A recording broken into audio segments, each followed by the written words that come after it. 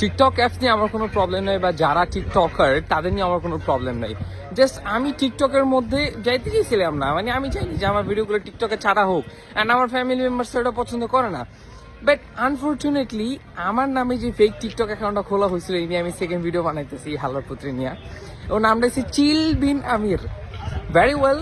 And ভাই, আমি গতকালকে আমাকে একজন স্ক্রিনশট দিল যে এই ফেক অ্যাকাউন্টটাতে আমার প্রত্যেকটা ভিডিও ছাড়া হচ্ছে, অ্যান্ড এটাতে 7 লাখ লাইকস।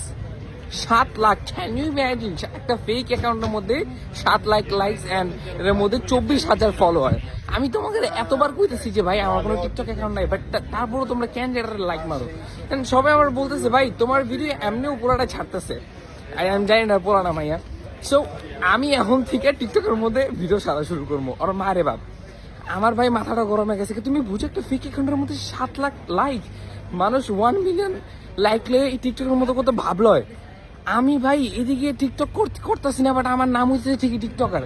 এখন থেকে আমি ভাই টিকটক অ্যাকাউন্টে ভিডিও টিডিও ছাড়া শুরু করবো। আমার টিকটক অ্যাকাউন্টের নাম হচ্ছে বাইল্লামাস অফিসিয়াল। এটাতে যাই তোমরা লাইক দিয়ে শুরু করবা। আর ওরা আমি দেখতেছি ওর অ্যাকাউন্টকে আমি ব্যান করা লাগে, আমি দেখতেছি চিলবিন আমির ছুড়াইতেছি, আমি চিলবিন আমির।